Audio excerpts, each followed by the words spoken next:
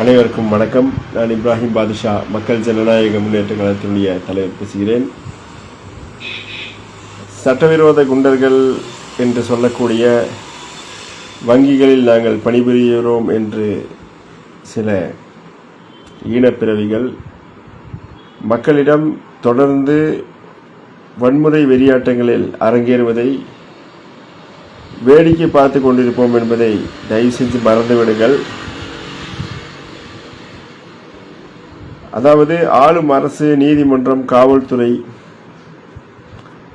இவற்றையெல்லாம் நாங்கள் மதிக்க மாட்டோம் என்று ஒரு கும்பல் தமிழ்நாட்டில் தொடர்ந்து செயல்பட்டு வருகிறது. கலெக்ஷன் டீம், சீசிங் டீம், ரெக்யூரி டீம் என்ற பேரில் ரொம்ப சீப்பாக நடந்துக்கிறீங்க. சட்டத்தை மதிக்க மாட்டோம் சொல்லும்போது அரசியல்வாதிகள் நாங்கள் கொஞ்சம் மனசு மாற்றி அல்ல மனிதாபிமானத்தை கழட்டி வச்சோம் அப்படின்னா கொஞ்சம் மோசமாயிரும். பெண்களை போய் அவதூறாக பேசுறது, கீழ்த்தரமாக பேசுறது, ஒருமையில் பேசுறது, லோன் கட்டலைன்னா வீட்டில் போய் பெயிண்ட் அடிக்கிறது, ஏன்டா பெயிண்ட் அடிச்சேன்னு கேட்டால் ஆபாசமாக பேசுறது, தொடர்ந்து 8 வருடம் முடிந்து 9வது வருடத்தில் மக்கள் ஜனநாயக முன்னேற்ற கழகம் சட்டத்தை மட்டுமே வலியுறுத்தி, மக்களுக்கு சட்டத்தை மட்டுமே கற்றுக் கொடுத்து, சட்டபூர்வம் மட்டுமே செயல்பட வைத்துக் கொண்டிருக்கிறோம். ஆபாசமாக பேசுகிற உங்களெல்லாம் நடு ரோட்டில் நிற்க வச்சு பேண்ட் ஷர்ட்டை கழட்டி உட்கார வச்சு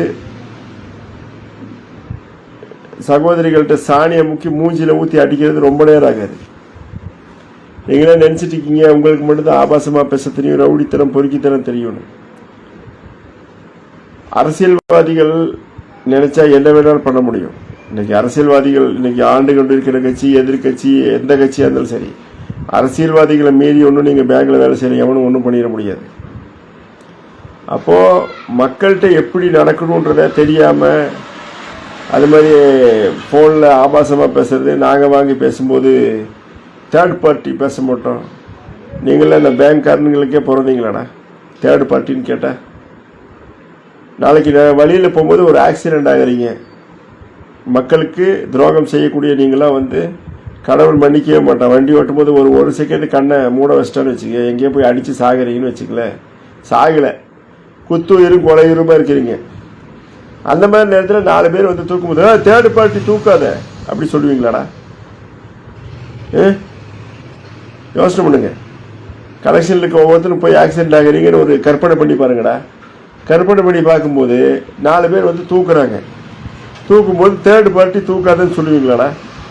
உங்கள் அப்பா அம்மா இல்லை உங்கள் பேங்கில் இருக்கவங்க தான் தூக்கும், அது மாதிரி ரத்தம் தேவைப்படுது, தேர்ட் பார்ட்டி ரத்தம் நாங்கள் ஏற்ற மாட்டோம் சொல்லுவீங்களாடா? அறிவு கேட்ட பரதேசிகளா. மக்களை மிரட்ட வேண்டியது, மிரட்டும் போது நாங்கள் அரசியல்வாதிகள், மக்களுக்காக போராடக்கூடிய தலைவர்கள் பேசும்போது third party, third degree persons நீங்களா? இந்த கோயம்புத்தூர் ஒரு ஹவுசிங் லோனுக்கு செவத்தில் போய் பெயிண்ட் எழுதிட்டு இருக்கான். எதுக்குடா எழுதுனேன்னு கேட்டால், எங்கள் கட்சியினுடைய மிக முக்கிய பொறுப்பாளர் வாடி போடின்னு அசால்ட்டாக பேசுகிறான். அப்போ அந்த சிஇஓ வரைக்கும் லைனில் வந்திருக்கா இல்லையா? சிஇஓட்ட பேச போகிறோம், பார்ப்போம். இல்லாட்டி முற்றுகை போராட்டம். மக்கள் ஜனநாயக முன்னேற்ற கழகத்துக்கு தேர்தல் களம் கிடையாது, மக்கள் களம் தான் எங்கள் தேர்தல் களம். தேர்தலுக்காக போய் வேலை செய்யக்கூடிய ஒரு சூழ்நிலைகள் அது எல்லா கட்சியும், ஆளுங்கட்சி, எதிர்கட்சியில், கூட்டணிகளில், ஆதரவுகள் இருக்கலாம். ஒரு விஷயத்தை தெரிஞ்சுக்கணும், இந்த சட்டவிரோத குண்டர்கள், ஈன பிறவிகள், எச்ச பொறுக்கிகள் தெரிஞ்சுக்கணும். இந்திய அளவில் மக்கள் ஜனநாயக முன்னேற்ற கழகம் என்ற ஒரு கட்சியை மட்டும்தான் அனைத்து கட்சியும் நேசிக்கிறாங்க, மக்களும் நேசிக்கிறாங்க, காவல்துறை அதிகாரிகள் நேசிக்கிறாங்க. எல்லா கட்சிக்கும் ஒரு எதிர்கட்சி இருக்கும். ஆனால் மக்கள் ஜனநாயக முன்னேற்ற கழகம்னா 8 வருஷமாக சட்டபூர்வமான போராட்டம், உண்மையிலே யாரும் செய்யாத ஒரு போராட்டம், மக்களுக்கான போராட்டம் சொல்லி அனைத்து கட்சியினுடைய தலைவர்களுமே பாராட்டுறேன். நாங்களும் சரி பொறுத்து போனால் தேர்ட் பார்ட்டிகிட்ட பேச மாட்டோம். இனிமேல் ஆபாசத்தில் பேசணும் என்ன பண்ணுவோம், 4 பேர் சேர்ந்து நடு ரோட்டில் பேண்ட் ஷர்ட்டை கழட்டி உட்கார வச்சு சாணியை முக்கி அடிச்சுட்டு, இதெல்லாம் பண்ணக்கூடாது, சட்டபூர்வமாக போவோம். RBI ரூல்ஸ் தெரியுமா, நீதிமன்றங்களுடைய சட்டங்கள் தெரியுமான்னு சொல்லி நாங்கள் பேசும்போது தொடர்ச்சியாக அதை செய்யும்போது அடுத்தது என்ன பண்ண வேண்டியிருக்கு? 2 பேர்த்து அந்த மாதிரி பண்ணா அப்புறம் என்ன ஆகும்?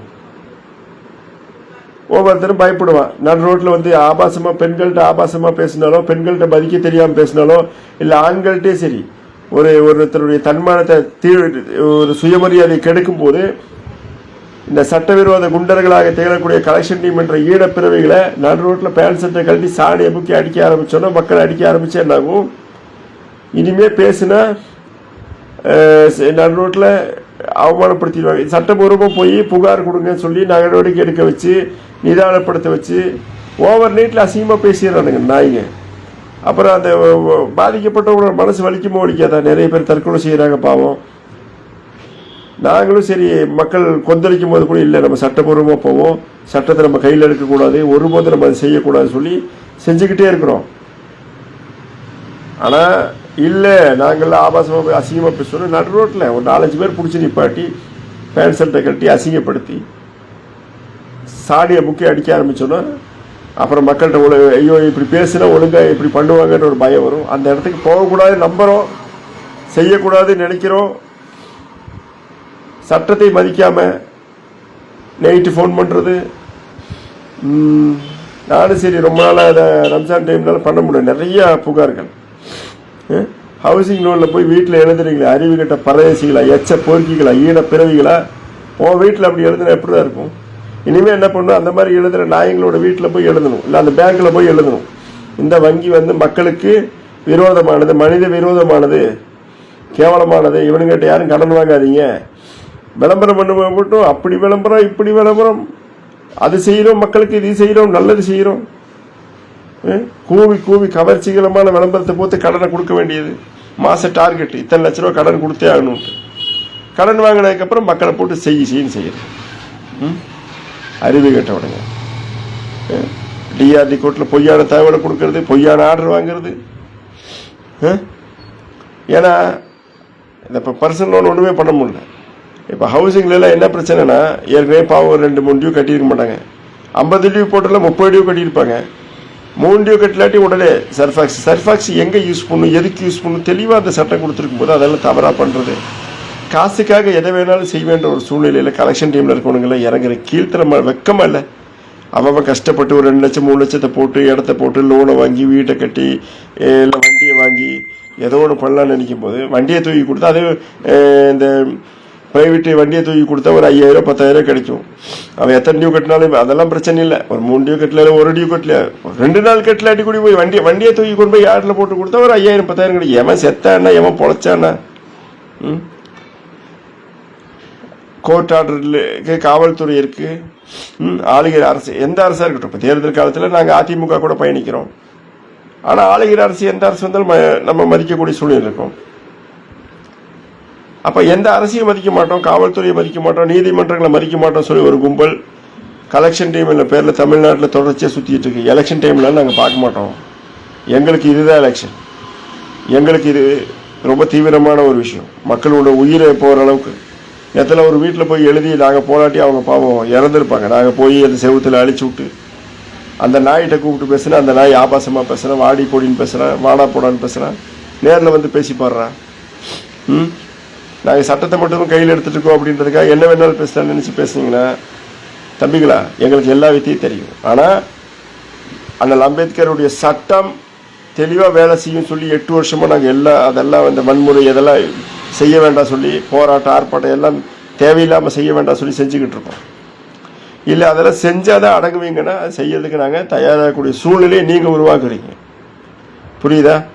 நாங்கள் காவல்துறையில் புகார் கொடுத்து நீதிமன்றம் மூலமும் கண்ணியமாக மக்களை வந்து ஆர்பிஐனுடைய சட்டங்களையும் நீதிமன்றங்களுடைய சட்டங்களையும் அல்லது அடிப்படை சட்டங்களையும் பேச வைத்து இந்த நாயங்கள்லாம் அறிவுகட்ட ஈனப்பிறவிகள் படித்த எச்ச பொறுக்கிகள் ஏதோ தெரியாமல் பேசி தொலைகிறானுங்க, அமைதியாக இருங்க, ஏதோ உணர்ச்சி வசப்படாதீங்க, சட்டபூர்வமாக பார்த்துக்கலாம் சொல்லி நாங்கள் அமைதிப்படுத்திட்டு இருக்கோம். தொடர்ச்சியாக போய் ஆபாசமாக பேசுறது, பெண்கள்கிட்ட போய் அறிவில்லையா வாங்கி தின்னும் போதும் நீங்களே எச்ச பிச்சைக்கார பரதேசி பசங்கடா, ஏன்னா உங்களுக்கு சோத்துக்கு வழி இல்லாமல் தான் அந்த வேலைக்கு வந்துடு. நீங்கள் டாட்டா பில்லா பேரனடா, இல்லை ஃபைனான்ஸ்காரனுக்கு பிறந்தவங்களாடா, அறிவுகிட்ட நாய்ங்களா? உங்களுக்கே சோத்துக்கு வழி இல்லாமல் தான் அந்த வேலைக்கு வந்திருக்கீங்க. அது வந்துட்டு மக்களை போய் கட்டலையா வக்கு இல்லையா வழி இல்லையா?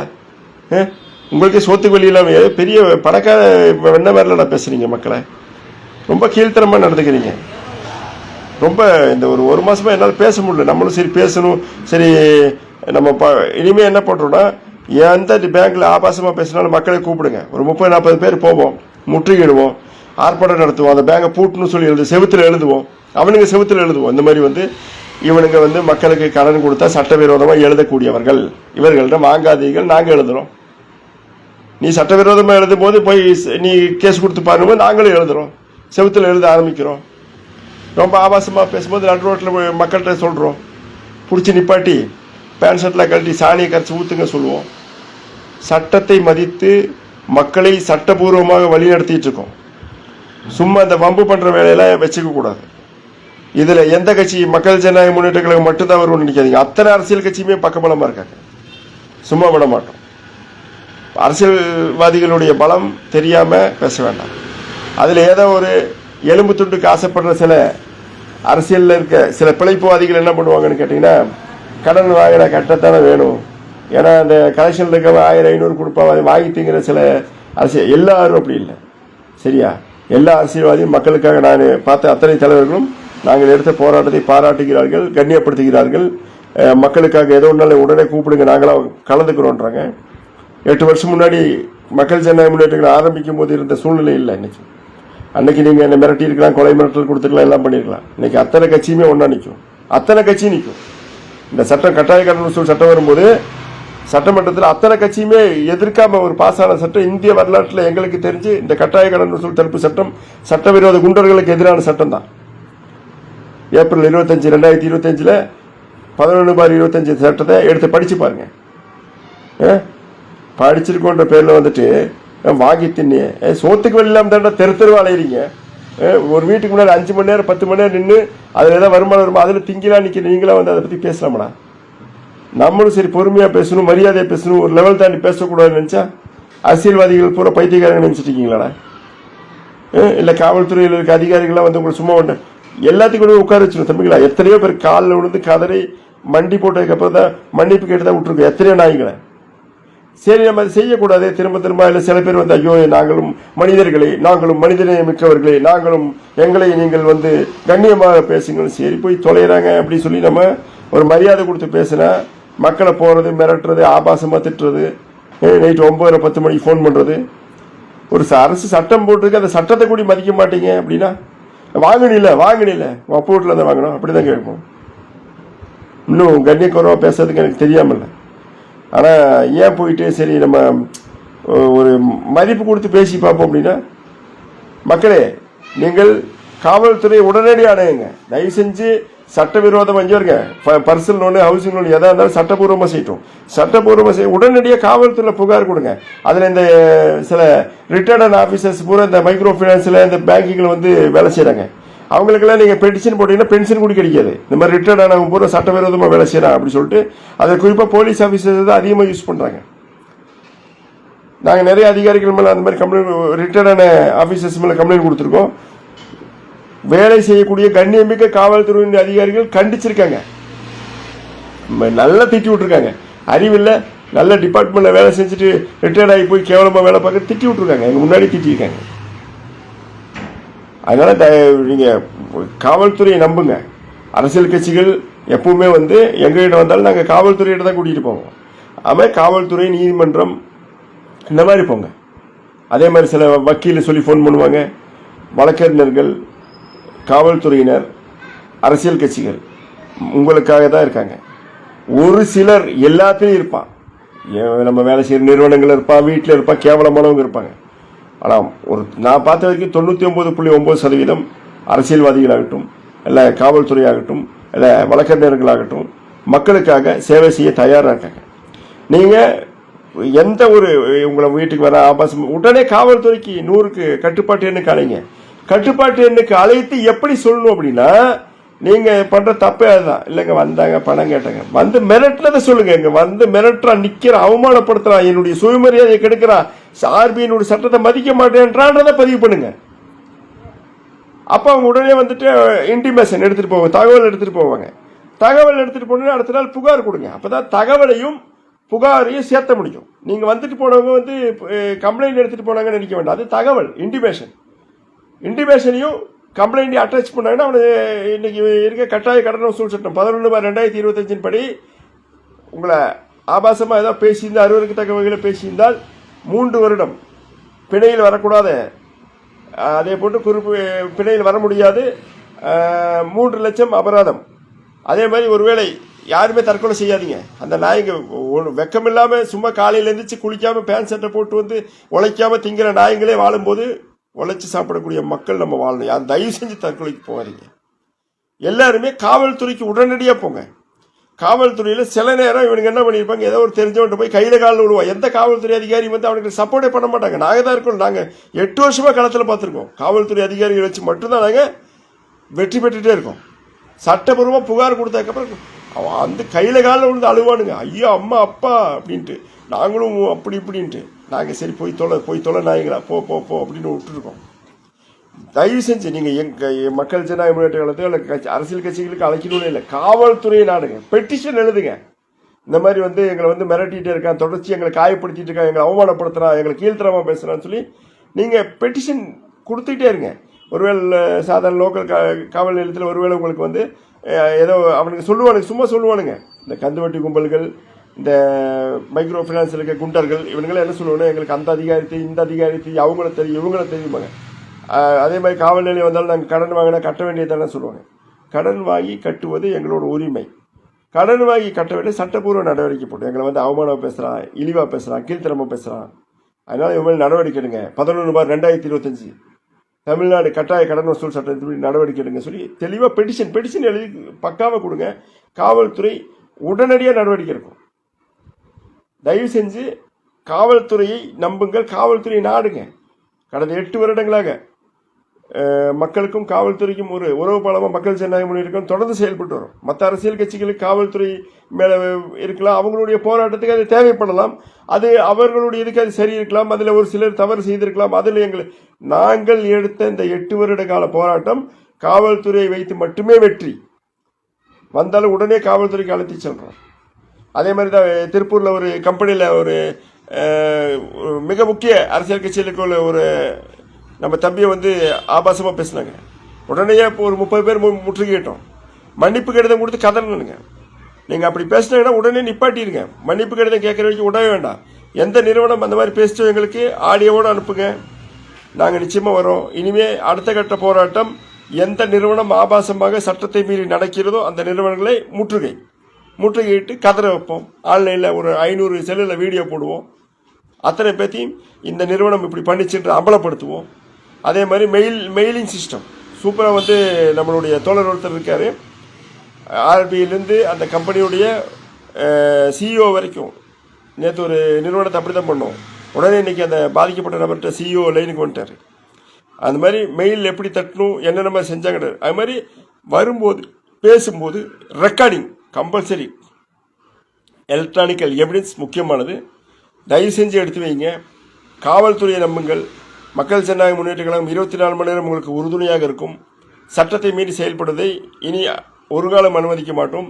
தேர்தல் களம் என்பது வேறு, அது அதிமுக, திமுக, காங்கிரஸ், பிஜேபி இந்த கூட்டணிகள், அதெல்லாம் வந்து தேர்தல் களம் வியூகம் பணி, அது வேறு. இந்த பணியில் மக்கள் ஜனநாயக முன்னேற்ற கழகம் 24 மணி நேரமும் உங்களோடு இருப்போம். அதே போன்று காவல்துறை, நீதித்துறையை நீங்கள் நிச்சயமாக நம்ப வேண்டும். அண்ணல் அம்பேத்கருடைய சட்டம் உங்கள் அனைவருக்கும் உதவி செய்யும். ஆனால் வெறுப்பாக பேசி நம்மளை ஆபாசமாக பேசி கடுப்பேற்றும் போது கொஞ்சம் பொறுமையாக இருந்து பண்ணுங்க. நானே ஆரம்பத்தில் நிறைய பேர் சொன்னதனுடைய விரக்தி தான். இல்லாட்டி அவனுங்களை பண்ண வேண்டிய வேலையை அப்படி தான், நடு ரோட்டில் நிறுத்தி பேண்ட் ஷர்ட்லாம் கழட்டி சாணியை முக்கி அடித்து உட்கார வைக்கணும். ஆனால் சட்டத்தை நம்ம கையில் எடுக்க வேண்டாம். கொஞ்சம் பொறுமையாக இருந்து பெட்டிஷன் அடிங்க. பெட்டிஷன் அடித்து காவல்துறையில் கொடுத்ததுக்கப்புறம் இப்போ நான் சொன்னேன் இல்லையா, அதே மாதிரி செஞ்ச மாதிரியே இருக்கும். கீழே உட்கார வைப்பாங்க, கதறுவானுங்க. அவங்களே போய் ஒரு ப்ரைவேட் அட்வொகேட்டை கூப்பிட்டு வருவாங்க. அந்த அட்வொகேட்டை திட்டுவாங்க, ஏண்டா சட்டவிரோதமாக சரி அறிவியல் அவங்க கம்பெனி வரலன்னு சொல்லி திட்டுவாங்க. அப்போ தான் அவங்களுக்கு உரைக்கும். பல மன்னிப்பு கடிதங்களை நாங்கள் வலைதளங்களில் பதிவு செஞ்சுருக்கோம். இனிமேல் விடுவதாக இல்லை. யாராச்சும் மக்கள் ஜனநாயக முன்னேற்ற கழகத்தின் நிர்வாகிகளையோ அல்லது மக்களையோ ஆபாசமாக கீழ்த்தரமாக பேசக்கூடிய சூழ்நிலைகளை தொடர்ந்தால் நீங்கள் நிறுவனத்தில் டெர்மினேட் ஆகும் வரை வேலை செய்வோம். எங்களை நல்லா தெரிஞ்சுக்கங்க மக்களே. இந்த நிறுவனத்தில் வேலை செய்கிறவனே நம்மளோட டிமாண்டை டிஸ்மிஸ் கூட தேவையில்லை, டெர்மினேட் பண்ண போது எந்த கம்பெனியும் வேலைக்கு செய்ய முடியாது. டிஸ்மிஸ் பண்ணால் கூட அந்த டெர்மினேட் பண்ண வச்சுருவோம். சரிங்களா? டெர்மினேட் இல்லை டிஸ்மிஸ், இதுதான் டிமாண்டாக வைங்க. அந்த டெர்மினேட் பண்ணதும் டிஸ்மிஸ் பண்ணதும் நமக்கு வந்து காப்பியே கேளுங்க, மெயிலில் கேளுங்க. நாளைக்கு அவன் எங்கே வேலைக்கு சேர்ந்தாலும் அவனை கொண்டு போய் காட்டலாம். இந்த நாயை தான் நாங்கள் வந்து டெர்மினேட் பண்ணி டிஸ்மிஸ் பண்ண வச்சோமே, பெண்கள் ஆபாசமாக பேசுவோம், ஆண்கள் சுயமரியாதையெல்லாம் பேசுவான், மனநலம் பாதித்த ஒரு கீழ்த்தரமாக இருப்பான், அதனால் இவன் நமக்கு வேண்டாம், இவன் எப்படி நீங்கள் வேலைக்கு சேர்த்தீங்கன்னு சொல்லி நம்ம கேட்கலாம். தெரு போஸ்ட் அடிச்சாலும் ஒட்டுவோம். இனிமேல் இந்த போராட்டத்தை வீரியப்படுத்தினீங்கன்னா, சட்டவிரோத குண்டர்களே, உழைக்காமல் தின்னும் ஈனப்பிறவிகளே, இந்த போராட்டத்தை நாங்கள் மட்டும் வீரியப்படுத்தினோம்னால் நீங்கள் உங்கள் வீட்டில் கூட உள்ளவன் நுழைய முடியாது. வீடியோ போட்டால் மட்டும் வர்றது, கல்யாணம் ஆகலை, பொண்ணு கிடைக்காது, நல்ல குடும்பத்தில் பிறந்தோம், ஏன்டா அடுத்தவங்களை அவமானப்படுத்தும் போல இந்த எண்ணெல்லாம் உங்களுக்கு வராதா? திருந்திக் கொள்ளுங்கள், இல்லைங்க திருத்தப்படுவீர்கள். ஒரு காலம் நாங்கள் வன்முறைக்கு போக மாட்டோம். ஆனால் காலத்தில் அதற்கும் நீங்கள் தள்ளினீர்கள் என்றால் அதற்கு நாங்கள் பொறுப்பல்ல. முடிந்த அளவு 100% காவல்துறையும் நீதித்துறையும் நம்பி மக்களையும் அந்த நம்மளுடைய புரட்சியாளர் அண்ணல் அம்பேத்கருடைய சட்டத்தை படிக்க வைத்து சட்டத்தின் மூலம் மட்டுமே வாதம் செய்து கருத்தியல் மோதல் செய்து வருகிறோம். அதையே தொடருவோம். அதையும் தாண்டி மக்களை கொடுமைப்படுத்துகிறீர்கள் என்றால் நிச்சயம் சட்டபூர்வமாக தண்டிப்பதை மட்டுமே எங்களுடைய கொள்கையை கொண்டுள்ளோம். அதை மன்னிப்புகள் இனிமேல் எங்களுடைய டிக்ஷனரியிலிருந்து அளிக்கக்கூடிய சூழ்நிலைகள் வந்தால் நாங்கள் வன்முறை எடுக்காமல் எஃப்ஐஆர் போட வச்சு வாழ்க்கையை அழிச்சு விட்டு போயிடும். ஒரு எஃப்ஐஆர் வாங்கினா ஒருத்தனோட வாழ்க்கையே போயிடும். எஃப்ஐஆர் வாங்குற வரைக்கும் தெரியாது. முதல் தகவல் அறிக்கையில் உங்களுடைய பேர் வந்து சிறை ரேகை கையில் வரக்கூடிய சூழ்நிலை வந்தால் வாழ்க்கை அழிந்துவிடும். நாளைக்கு அடுத்த கட்ட வளர்ச்சிகள் படித்த பட்டதாரி இளைஞர்களுக்கு இல்லாமல் போய்விடும். மேனேஜர் சொல்கிறான், அவன் சொல்கிறான், இவன் சொல்கிறான், ரீஜனல் மேனேஜர் அவன் சொல்கிறான்னு சொல்லி பேசி உங்களோட வாழ்க்கையை கெடுத்து விடாதீர்கள். சட்டத்தை நம்புங்கள். உங்கள் கையிலே அலைபேசி இருக்குது, இந்த மாதிரி போகிறோம், பெயிண்ட் அடிக்கலாமா, இல்லை இந்த மாதிரி போய் ஒரு வீட்டில் மிரட்டலாமான்றதெல்லாம் பாருங்கள். முன்னாள் தமிழகத்தினுடைய அரசு வந்து 11/2025 கட்டாய கடன் வசூல் சட்டம் அருமையாக போட்டிருக்காங்க. அது மக்களுக்கு மிகவும் பிரயோஜனமானது. எந்த ஆளுங்கட்சியும் எந்த எதிர்கட்சியும் எதிர்க்காமல் ஆளுநர் வரை ஜனாதிபதி அத்தனை பேருடைய கையெழுத்துமிட்ட சட்டம் அமலுக்கு வந்து அமலில் உள்ளது. தயவு செய்து திருத்திக் கொள்ளுங்கள். இல்லையேல் உங்களுடைய வாழ்க்கை நாளை ஒரு நல்ல நிறுவனத்தில் இல்லை நல்ல உயர்வான இடத்திற்கு போக முடியாத சூழ்நிலை வரும். உங்களை காயப்படுத்தும் போது எப்படி வலிக்கிறதோ அதுதான் எனக்கும், என்னை காயப்படுத்தும் போது எப்படி வலிக்குமோ அதுதான் உங்களுக்கும். எனவே அடுத்த மனிதர்களை காயப்படுத்துவதற்கு முன்பாக தன்னை காயப்படுத்தினால் எப்படி இருக்கும் என்பதை உணர்ந்து செயல்பட வேண்டும் என்று கூறி அனைத்து மக்களுக்கும் மீண்டும் ஒரு முறை எந்த ஒரு பிரச்சனை வந்தாலும் காவல்துறை அணுகுங்கள், மக்கள் ஜனநாயக முன்னேற்ற கழகத்தை அணுகுங்கள். அதனுடைய தலைவர் பெருமக்கள் 24 மணி நேரமும் உங்களுக்கு சேவை செய்ய காத்துக் கொண்டிருக்கிறோம். நன்றி, வணக்கம்.